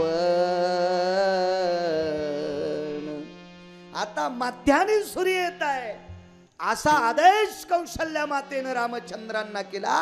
आणि रामचंद्र वाड्याच्या दरबाराच्या बाहेर आले महाद्वारात. तेवढ्या अवकाशात तुमच्यासारखे स्वामी सारखे तपस्वी 2 साधू, आणि त्या तपस्वी 2 साधू मध्ये एक साधू महर्षी वशिष्ठ. अजून एक पुरावा आला, त्याच्यात अजून एक 4था साधू. ज्या साधूची एकाची शाटी तपिन्नली, एके सृष्टीवरी सृष्टी केली. संन्याशाला शाटी असती लंगोटी, ती तपिन्नली, एके सृष्टीवरी सृष्टी केली. 4था साधू तो. नाव सांगणार नाही. तुम्हाला गिरगावकराची शपथ आहे, सकाळच्याला गिरगावकर मरण. इथं बसलेल्या 4-2 लोकांना तरी त्याच्यातल्या 2 साधूचे नाव तरी हप्त्यात शोधा. माणसं कामाला लागली पाहिजे, है का नाही? आपलं शास्त्र इतकं गोड आहे, इतकं गोड आहे भारत देशातलं शास्त्र, याचं डोकं कोणीच लाईत नाही. 4 साधू येत असताना, मी याच्या अगोदरच्या कीर्तनात 3 सांगितलेले आहेत, माहित नव्हतं. आता 4था साधू माहित झाला म्हणून 4.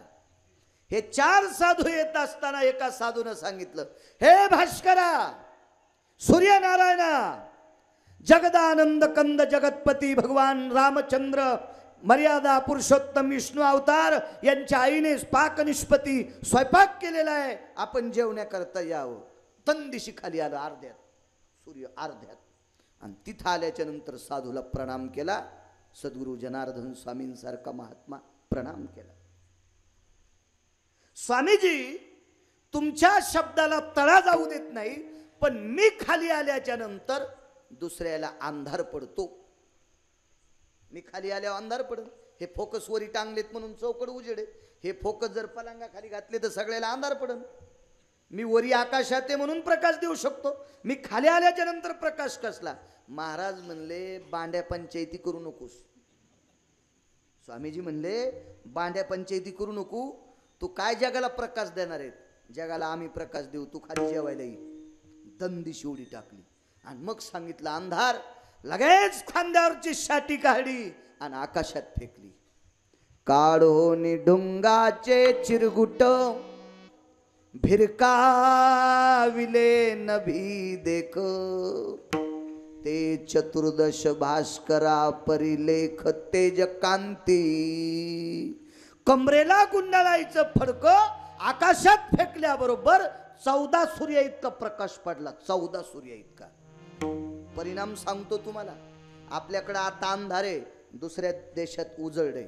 उद्या त्यांना अंधार पडन, आपल्याला उजडेल. सूर्य नावाच्या देवामध्ये एकाच वेळेला पूर्ण ब्रह्मांडाला प्रकाश देण्याची ताकद नाही असं मी सांगत नाही, शास्त्रही सांगते आणि विज्ञानही सांगते. आता काही देशात उजळडे उजळडे उजळडे, आपल्याकडे अंधार आहे. उद्या आपल्याकडे उजळेल, त्या देशात अंधार पडेल, तिकडे दिवस माळवेल. म्हणजे सूर्याकडे लोड शेडिंग आहे, सगळ्याला एकखाट्या प्रकाश देत नाही. पण महात्म्याच्या कमरेला गुंडाळायचं काढोनी ढुंगाचे चिरगुट फिरकाविले न भिदेक, ते चतुर्दश भास्करा परिलेख तेजकांती. कमरेला गुंडाळायचं धुडका आकाशात फेकलं तर 14 सूर्य इतका प्रकाश पडला आणि एकाच वेळेला अख्ख्या जगात उजळलं. एकाच वेळेला अख्ख्या जगात उजळलं. ही संतांनी स्पर्श केलेल्या स्वामीजी तुमच्या कपड्यात ताकद आहे, तर या महात्म्यात किती ताकद असेल.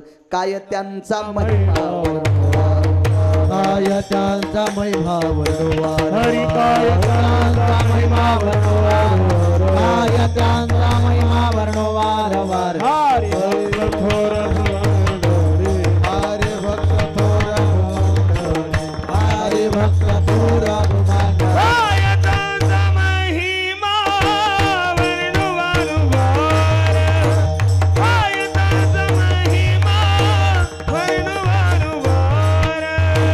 काय त्यांचा महिमा वर्णवार वार, काय त्यांचा महिमा वर्णवार वार.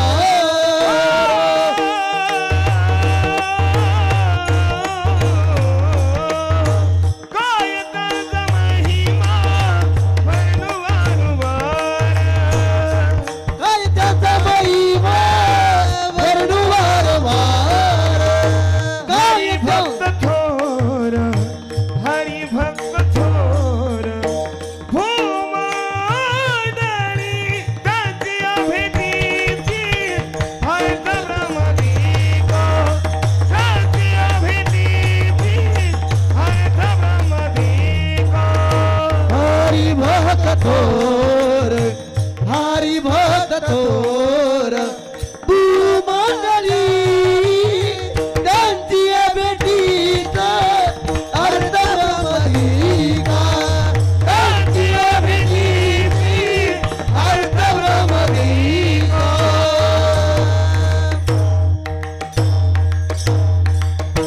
डोबार कुमार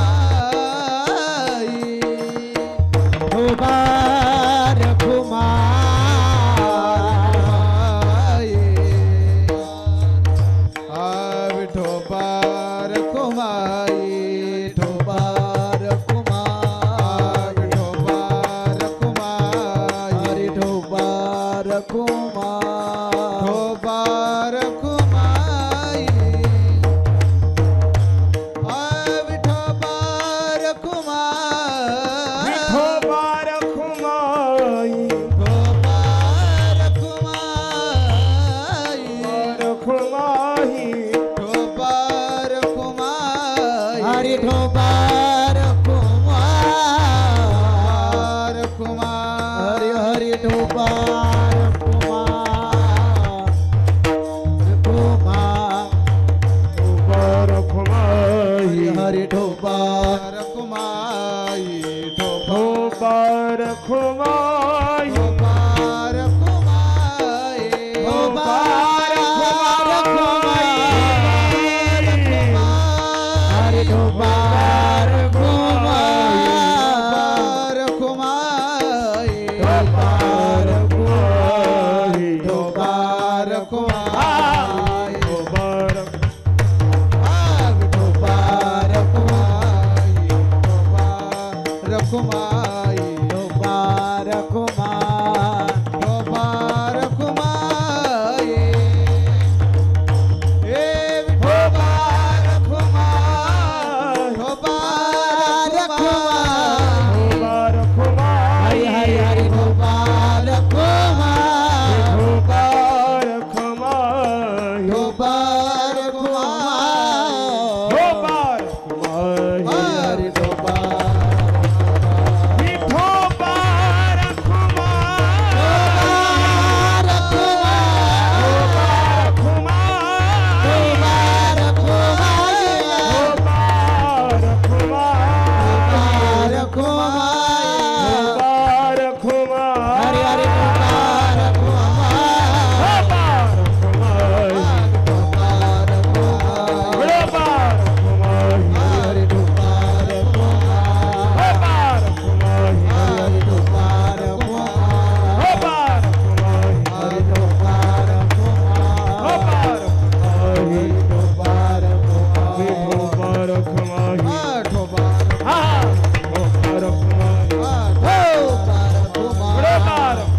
हरी ठोबार ठोबार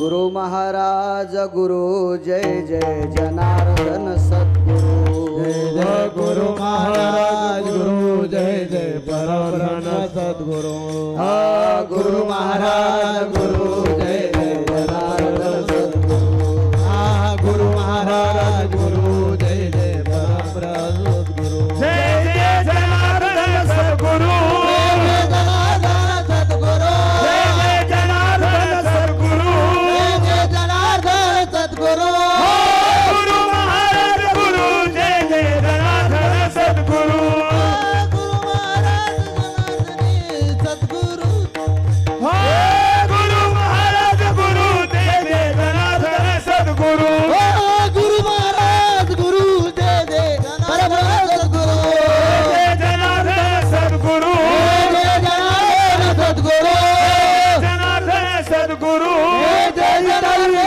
सद्गुरु गुरु महाराज गुरु जय जय जनार्दन सद्गुरु गुरु महाराज गुरु जय जय जनार्दन सद्गुरु गुरु महाराज गुरु जय जय जनार्दन सद्गुरु गुरु महाराज गुरु जय जय जनार्दन सद्गुरु सद्गुरु जनार्दन स्वामी महाराज की अशा पावन प्रातस्मरणीय पूजनीय वंदनीय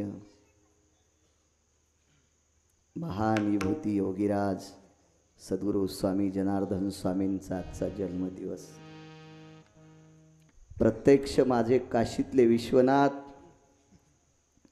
तुमच्या माझ्यासारख्या अज्ञानी जीवांचा उद्धार करण्यासाठी, तुमच्या माझ्यासारख्या अज्ञानी पामरांचा उद्धार करण्यासाठी प्रत्यक्ष काशीतले विश्वनाथ सद्गुरु जनार्दन स्वामीच्या रूपात आपल्यासाठी प्रगट आहेत. ज्या वेळेला भगवान काशीतले विश्वनाथ गोकुळात गेलते त्यावेळेला महाराजांनी सुंदरसा एक पाळण्यातलं एक कडवं गायलं होतं. योगी दिस योगी दिसतो विचित्र त्याला तीन नेत्र चर्म वेगळे नाही वस्त्र मनवी तुझा मित्र बाळा तो गोरे योगी दिसतो विचित्र त्याला तीन नेत्र चर्म वेगळे नाही वस्त्र मनवी तुझा मित्र बाळा तो गोरे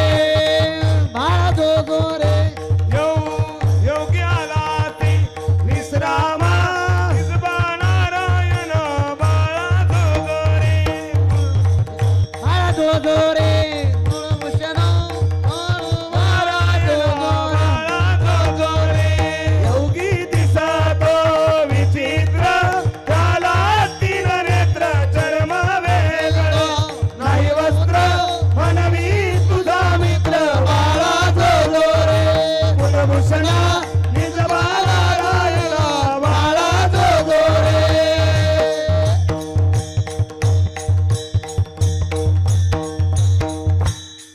सद्गुरु जनार्दन स्वामी महाराज की जय. नमः पार्वती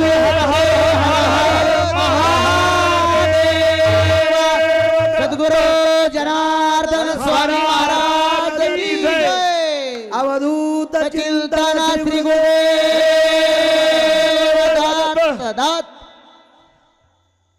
सद्गुरु स्वामींचा आजचा जन्मोत्सव सद्गुरु शिवगिरी महाराजांच्या कृपा छत्राखाली असलेली महान योगी सुद्धा या ठिकाणी आहेत, विभूती आहेत. मघाच्या चरित्रामध्ये 4 साधूंना अनुग्रह देताना मी चरित्र बघितलं. 4 साधूंना अनुग्रह दिला आणि मग प्रबोधन केलं. काय योगीराज होते. समोर मांडलेल्या सिंहासनावरचा फोटो पाहिला आतमध्ये. प्रत्यक्ष उजव्या हाताला शिवस्वरूप असणारे योगीराज सद्गुरु जनार्दन स्वामींच्या उजव्या हाताला शिवयोगी या महाराष्ट्राच्या मातीमध्ये तमाम रक्तांबर धारण करणाऱ्या धर्मानाम पवित्रो हो धर्म संन्यासो पवित्र हा ज्या माऊलीच्या पोटी जन्म घेतला त्या माऊलीची कुस इतकी पावन होती. त्या पावन कुशीतून सद्गुरू शिवगिरी स्वामींनी जन्म घेतला आणि माझ्या योगीराज शिवस्वरूप सद्गुरू जनार्दन स्वामींचा वारसा तुम्ही चालवता. स्वामीजी तुमच्या चरणावर गिरगावकरांचा साष्टांग प्रणिपात. सद्गुरू स्वामींच्या उजव्या हाताला अधिष्ठान. आईनं बालकाला हृदयाशी धरावं अशा प्रेमानं सद्गुरू जनार्दन स्वामींनी तुम्हाला अंतकरणात घेतलं आणि तुम्हाला तो वारसा देऊन टाकला. स्वामीजी तुम्ही आमच्यासारख्यांना त्याच अंतकरणात धरा हीच तुमच्या चरणी विनंती करतो. तुमच्या चरणी साष्टांग प्रणिपात करतो.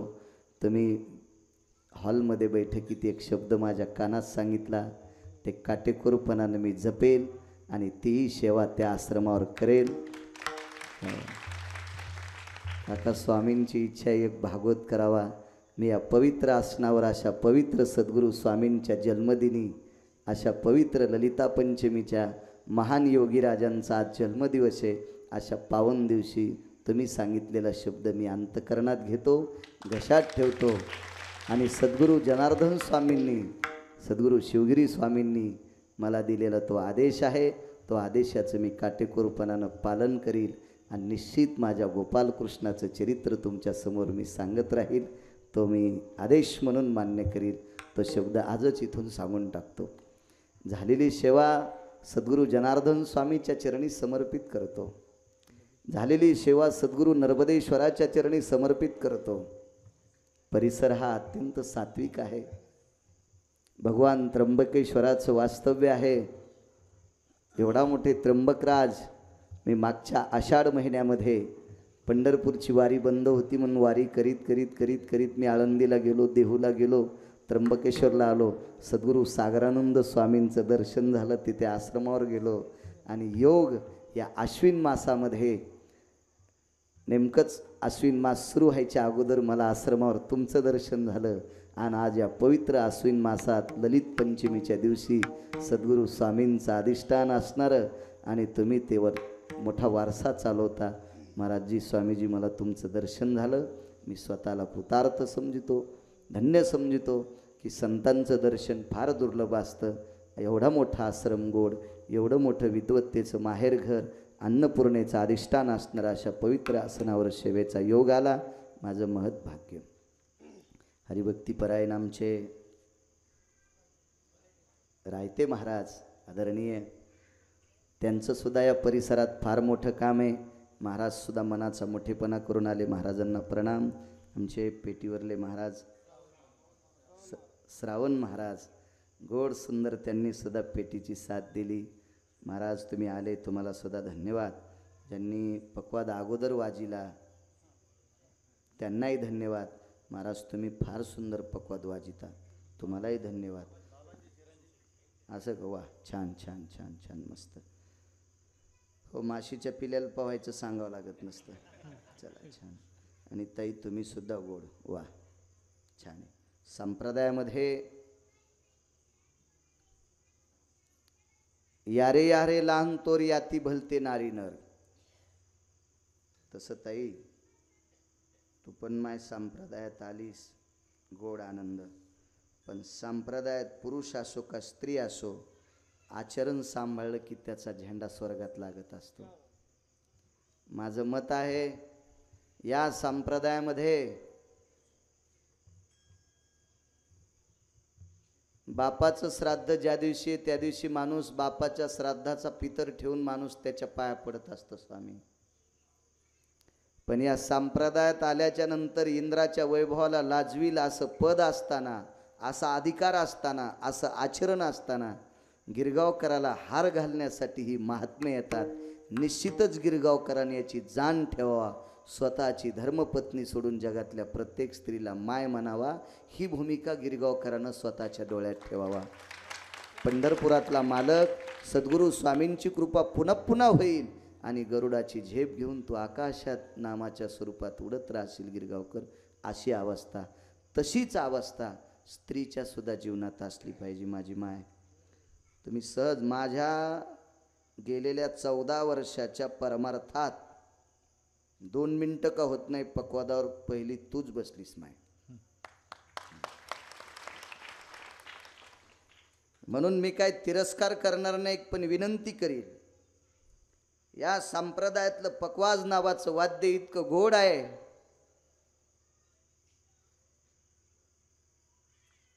त्याच्यातले नाना प्रकारचे बोल असतील, ते भगवान शिवशंकराच्या डमरूतले आहेत. ते बोल अमरेंद्र इंद्र राजा त्याने काढलेली बोल आहेत.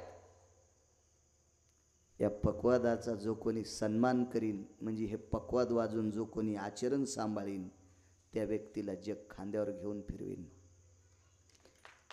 पण या संप्रदायात आल्याच्या नंतर या संप्रदायाचा अपमान करून जो कोणी वाम मार्गाने वागेल, साधू संतांच्या वक्तव्यानुसार सांगेल, तो इतका नीच होईल, इतका नीच होईल. म्हणून नीच माणसांनी या संप्रदायात येऊ नये. आणि नीच माणसं जरी या संप्रदायात आले तर त्यांनी संप्रदाय आचरणपूर्वक करावा. भगवंत त्यांना डोक्यावर घेईन. वाल्याचा वाल्मिक करण्याची ताकद या संप्रदायात आहे. वाल्याचा वाल्मिक करण्याची ताकद या संप्रदायात आहे. सद्गुरू निळोबारायचं भजन चालू असताना गंगाबाई नावाची नृत्यांगना होती स्वामीजी. गंगाबाई नावाची नृत्यांगना त्या काळातली गान सम्राज्ञी होती. तमाशात नाना प्रकारच्या त्या प्रकारचं नृत्य करणारी स्त्री होती. पण निळोबारायचा अभंग ऐकल्याच्या नंतर तिनं पायातला चाळ खिडकीतून फेकून दिला आणि निळोबारायची शिष्या झाली. इतका संप्रदाय गोड आहे. म्हणून या संप्रदायात कोणी या, फक्त आचरण सांभाळा. फेकाफेकी करायचा संप्रदाय नाही. 4-5 लोक तुम्हाला मानित असतील, 4-5 लोक पाकिटं देत असतील, माणसाच्या पैसा प्राप्त करून धुपन झालेली माणसं. मी माझं आता 41 वर्ष रनिंग चालू आहे. एका माणसाला 475 एकर जमीन होती. 475 एकर जमीन, त्या माणसाची जमीन 250 एकर होती त्यावेळेला मी पाहिला. आणि तो माणूस मरता मरता मंदिराच्या बाजूला दुसऱ्यानं ओढून टाकलेल्या बिड्याला तुमच्याकडं दुंडूक म्हणतात किंवा बुरखून म्हणतात. आमच्याकडं त्याला दहल्या म्हणतात. ते ओढून सोडलेल्या बिडीला 475 एकर जमीन असणारा माणूस मंदिराच्या बाजूला हलकट लोकांना वड, कारण मंदिर हे बिड्या वडायचं नसते. त्या मंदिरात ओढून टाकलेल्या बिड्याचे दुंडकं वडीत होता. 475 एकर जमीन माझ्या डोळ्यात देखता मेलेला पाहिला. ज्या माणसाच्या घरच्या बायका, दुसरं उदाहरण सांगतोय, ज्या माणसांच्या घरच्या बायका शेतात हुरडा खायला गेल्याच्या नंतर आंब्याखाली गाद्या टाकायचे, गाद्याला लोड लावायचे, लोडावर लोडाला टेकन देऊन हुरडा खायच्या, त्याच्यात एक जणीचा दाताचा अडचण असल्यामुळं तिला हुरडा गडी कुटून देत होता. आज त्याच बायकांच्या घरातल्या बायका मेसचे डबे करतात. माझ्या डोळ्यानं पैशाचे डोंगर असलेल्या लोकांचं चौकून धुपन निघलेली माणसं मी माझ्या डोळ्यानं पाहिलेत. म्हणून संप्रदायात जो कोणी नालायकपणा करून लोक 2 पैसे शिल्लक देत असतील, म्हणून हिजडे चाळे जर कोणी संप्रदायात करीत असेल, हिजडे चाळे, तर ते बघण्यासाठी पंढरपुरातल्या मालकानं डोळे झाकलेले नाही. बेट्या, ते डोळे झाकून तू ही कशी वाट लावायची याचा विचार करायला आहे. म्हणून या संप्रदाय स्त्री असो किंवा पुरुष असो, त्यांनी हा संप्रदाय किती उंच जाईल, बीज वाढवावे नाम, असा विचार करूनच या संप्रदायात प्रवेश करायचा. ही माझी काही कोणाला सांगण्याची लायकी नाही, पण माय तू बसलीस म्हणून तुला विनंती करतो बहिणी या नात्यानं, या संप्रदायात गोड काम कर माय. तुला या परिसर डोक्यावर माय म्हणून डोक्यावर घेऊन तुला फिरवील. फक्त संप्रदाय गोड सांभाळायचा. हसायला माणसं स्वामीजी तमाशात पण हसतात. माणसं आपल्या कीर्तनात फार हसले म्हणजे त्या वक्त्यानं मोठे पण मानायचं नाही राहते बुवा. आपल्या कीर्तनाला जगाच्या मालकाने हसावा, आपण केलेल्या वक्तव्याला या संतांनी हसावा, त्याचं कीर्तन गोड असतंय. ज्याला अकलीचा कांदाच नाही अशी माणसं जर आपल्या कीर्तनात हसवत असतील आणि मोठं म्हणत असतील, तर आपलं पाप 10 पिढ्याचं उतू आलंय समजायचं. काही बोलायचा हा संप्रदाय नाही, काही बी नाटकं सांगायचा हा संप्रदाय नाही. अज्ञानी लोकांना मार्गाला लावणारा हा संप्रदाय, अनंत लोकांचे माथे दुरुस्त करण्याचा तुकोबरायांचा गाथा आहे. संसारातल्या प्रपंचातल्या सचोट्या शिकवणारं हे रामायण आहे. मृत्यूच्या भयातून व्याप्ती काढून पलीकड टोकाला जा म्हणणारं श्रीमद भागवत आहे. असा पवित्र ग्रंथ गीता या देशात आहे. ज्ञानोबराय, तुकोबराय, नामदेवराय, चोखोबराय, नाथबाबा, सावता महाराज, सेना महाराज, रविदास महाराज, कबीर महाराज, मीराबाई, जनाबाई, कान्होपात्रा, वारांगणीची पोरगी, तमाशात नाचणाऱ्या बाईची पोरगी, आज जगाच्या मालकानं इतकी आपलीशी केली स्वामीजी. आज लक्ष्मी त्यानं डाव्या हाताला ठुली पंढरपुरातल्या मालकाने, वामांगी रखुमाई, आणि उजव्या हाताला तमाशात नाचणाऱ्या बाईच्या पोरीचा अंत्यविधी केला. आज तिचं दर्शन केल्याशिवाय पांडुरंगाचं दर्शन नाही. चांगलं वागलं की इतका प्रकाश लागतो, इतका प्रकाश, इतका प्रकाश. माणसानं चांगलं वागत राहावा. मी परमेश्वराला एक विनंती करीत असतो. अभ्यास असा तुमच्यासारख्यांच्या कृपेनं होत गेला स्वामीजी. मी 11 दिवसाचं अनुष्ठान बासरला केलं. त्या सरस्वती मातेची इतकी कृपा झाली, काही वाचिलं की पाठ होते. विनोद म्हणून सांगत नाही, मी सहज ऐकलेल्या शिव्या 200-250 पाठ असत्या. म्हणजे चांगलं बी पाठ होते आणि वाईटही पाठ होते. मी जेवढी अभंग पाठ करायची, मला विचार केला श्लोक पाठ करायचा, गोपीगीत पाठ करायचं, ब्रह्मरगीत पाठ करायचं, वेणुगीत पाठ करायचं. हे भागवतात आले, वेणुगीत, ब्रह्मरगीत आणि गोपीगीत पाठच पाठच. खरं तर हे पाठ करण्यासाठी चांगल्या माणसांची संता घ्यावं लागते.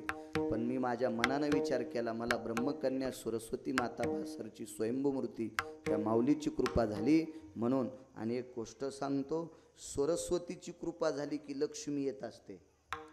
सरस्वतीची कृपा झाली की रतनभाऊ लक्ष्मी येत असते, जगताप काका. पण लक्ष्मी आल्याच्या नंतर सरस्वती जर नीट नाही सांभाळली तर सरस्वती लक्ष्मी म्हणते मेल्याच्या घरी राहू नको. म्हणजे चांगलं जर गाता येत असेल आसाराम, चांगला पक्वाद वाजिता येत असेल, कीर्तनात चांगलं बोलता येत असेल, तर ही सरस्वतीची कृपा स्वामीजी. तिच्या कृपेने वेळेला भाकरी भेटती, याचा अर्थ तुमच्या लक्ष्मी दारात आहे. आणि जर त्या गायनाचा अपमान केला, जर त्या पक्वादाचा अपमान केला, जर कीर्तनात बोलण्याचा अपमान केला, तर सरस्वती लक्ष्मीला सांगते, ह्या हलकटानं महा अपमान केला, याच्याकडे जाऊ नकोस. अशी वेळ माणसानं कोणाला आपल्या स्वतःवर येऊ देऊ नये म्हणून याची जाण ठेवली पाहिजे. आचारसंहिता आहे, राजकारणातली स्वामीजी आचारसंहिता आहे, व्यापारातली आचारसंहिता आहे. एखाद्या व्यापाऱ्यानं तुमचे कांद्याचे पैसे नाही दिले तर तुम्ही त्याला ट्रक पाठीता का पुन्हा? नाही. एखाद्या राजकारण्यानं जर दलबदलूपणा केला तर त्याला त्या पक्षात पुन्हा प्रवेश असतो का? नाही. मग ह्या लोकांत जर अशी आचारसंहिता आहे तर या संप्रदायात किती मोठी आचारसंहिता असेल. यानं सुद्धा नाटकं करायची नाही. पंढरपुरातला मालक भगवान नर्मदेश्वर आपल्याला अंतकरणात घेऊन खेळेल असं काम प्रत्येकाने करायचं की जेणेकरून आपला संप्रदाय पुढे जाईल. ज्ञानेश्वर